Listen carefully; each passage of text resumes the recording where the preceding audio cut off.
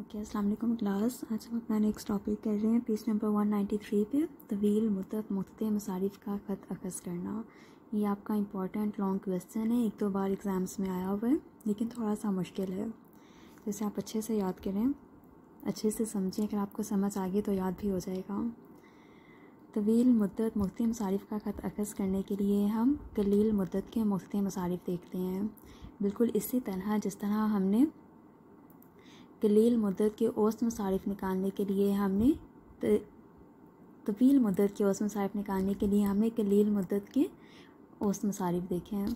ये कलील और तवील में मैं ज़रा कंफ्यूज हो जाती हूँ, तो आप इसे ना शॉर्ट रन और लॉन्ग रन के हिसाब से याद रखें। शॉर्ट रन यानी कलील मुद्दत और लॉन्ग रन तवील मुद्दत। और ये आपके लिए याद करना भी ईजी है। SMC मतलब शॉर्ट रन और L इज़ लॉन्ग। ग्राफ को देखें, OX पे पैदावार की इकाइयाँ, OY पे औसत मसारिफ़ और मुख्तलिफ मसारिफ़ हैं।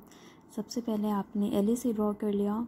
ड्रॉ किस तरह से करना है इसके लिए मैंने एक अलग वीडियो बनाई है, आप वो देख लीजिएगा। उसमें हमें शॉर्ट रन एवरेज कॉस्ट दिया हुआ है। Short run average cost form 1 का, फॉर्म 2 का, फॉर्म 3 का, और इन तीनों फॉर्म्स का शॉर्ट रन मार्जिनल कॉस्ट दिए हुए हैं। अब ये जो पॉइंट ए है, पॉइंट ए जो है वो SAC1 और LAC का मुमाज है। यानी जब आपका शॉर्ट रन एवरेज कॉस्ट आपके लॉन्ग रन एवरेज कॉस्ट के साथ मुमाज बनाता है, यानी टेंजेंट होता है, तो आपको पॉइंट A मिलता है। सिमिलरली पॉइंट E मिलता है और पॉइंट N मिलता है, जो कि SAC1 का मुमाज है LAC पर। SAC2 का मुमाज जो है LAC पर वो पॉइंट E है, और SAC3 जो है का मुमाज जो है LAC पर, that is point N। Okay, इसके बाद अब इसमें बता रही हैं कि आपने सबसे पहले LA से तवील मुद्दत का ख़त ड्रॉ कर लिया है। देन आपने तीन फर्म्स का SAC, SAC2 और SAC3 निकाल लिया है, जो कि शॉर्ट रन एवरेज कॉस्ट है 3 फर्म। और ये तीनों पॉइंट्स इस चीज़ की निशानदेही करती हैं कि आपका पैदावार कितनी है। उसके बाद आप ये लिखेंगे कि फर्म OQ मिकदार ऐसी है जहाँ लागत कम से कम और मुनाफा ज़्यादा से ज़्यादा आता है, और ये पैदावार की मेयारी हद होती है। मुकम्मल मुकाबले की सूरत में पूरी सनत इस सूरत हाल में मुतवाज़न हालत में होती है, यानी इक्विलिब्रियम लेवल पे होती है। मुकम्मल मुकाबला क्या है, इसको इंग्लिश में परफेक्ट कंपटीशन कहते हैं। ये मैं नेक्स्ट चैप्टर में आपको बताऊँगी। वो ये बात कर रही हैं कि ये तीनों कर्व्स जो हैं SAC1, SAC2 और SAC3, ये हमें बताते हैं कि हमारी पैदावार कितनी है। OB, OQ and OD। अभी जो OQ पैदावार है, जो कि हमें सेकंड फॉर्म से मिलती है पॉइंट E से, ये हमारी इक्विलिब्रियम आउटपुट है। इक्विलिब्रियम आउटपुट क्यों है? क्योंकि इसमें जो आपका पॉइंट E जो है वो इक्विलिब्रियम पॉइंट है। वो ये क्यों है? क्योंकि आपका एक तो लॉन्ग रन में मास बना रहा है SAC2 पे, और दूसरा आपका SM जो मार्जिनल कॉस्ट है वो भी इसी पॉइंट पे ममाज बनाता है। आपका लॉन्ग रन एवरेज कॉस्ट और मार्जिनल कॉस्ट आपके इस पॉइंट से गुजरते हैं जहाँ पे ये दोनों इक्वल होते हैं, इसलिए हम इसको इक्विलिब्रियम क्वांटिटी कहते हैं। मैं साथ साथ आपको पढ़ के इसलिए बता रही हूँ, अगर मैं आपको डायरेक्ट समझा सकती हूँ लेकिन इस तरह समझ नहीं आएगा, तो उसके बाद आप ये सारा स्किप कर दें और फिर ये लिख लें। इस पैराग्राफ में इन्होंने बस ये बताया हुआ है कि अब हमारे पास दो ख़त हैं, एक लॉन्ग रन एवरेज कॉस्ट का ख़त है और एक लॉन्ग रन मार्जिनल कॉस्ट का ख़त है। वो इन दोनों को कंपेयर कर रहे हैं। जो डॉटेड लाइन है वो मार्जिनल कॉस्ट की है लॉन्ग रन के तवील मुद्दत के, और जो स्ट्रेट लाइन है वो तवील मुद्दत की औसत मसारिफ़ है, यानी एवरेज कॉस्ट है।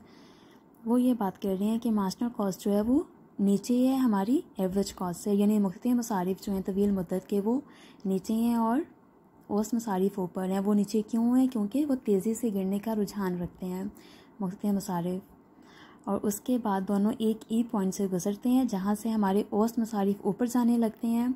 मुख्तलिफ मसारिफ़ उसको उस पॉइंट पे कता करते हैं और तेज़ी से ऊपर चले जाते हैं। अब चूँकि मुख्तलिफ मसारिफ़ तेज़ी से गिरते हैं और तेज़ी से ऊपर चढ़ते हैं, इसीलिए जब वो तेज़ी से गिरते हैं वो पहले LAC से नीचे है, फिर E पॉइंट पे दोनों एक दूसरे को कता कर रहे हैं LAC और LM से, फिर इसके बाद जो मार्जिनल कॉस्ट है या फिर तवील मुद्दत का मुख्तलिफ मसारिफ है वो तेज़ी से ऊपर जाने लगता है और हमारा LAC नीचे रह जाता है। नीचे रहने का मतलब है कि वो आहिस्ता आहिस्ता ऊपर जाने का रुझान रखता है, जबकि जो मुख्तलिफ मसारिफ है वो तेज़ी से ऊपर चला जाता है। और यहाँ पे नीचे होने का मतलब भी यही है कि वो तेज़ी से नीचे गिरता है और एवरेज कॉस्ट जो है तवील मुद्दत का औसत मसारिफ वो आहिस्ता आहिस्ता नीचे गिरने का रुझान रखता है।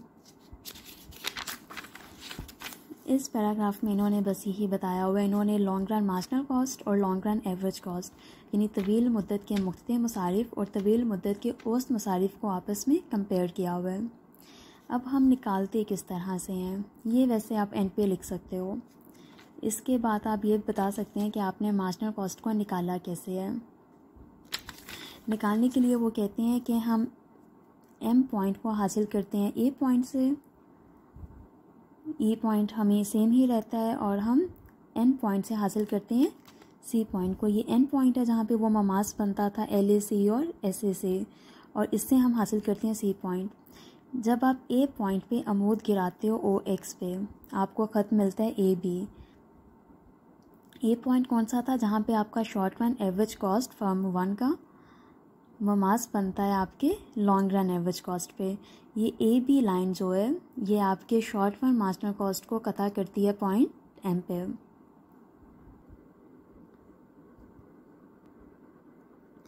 AB जो है वो आपके SMC को कता करता है पॉइंट M पे। E वाला जो है वो पॉइंट सेम रहता है SMC और SAC के कता करने का।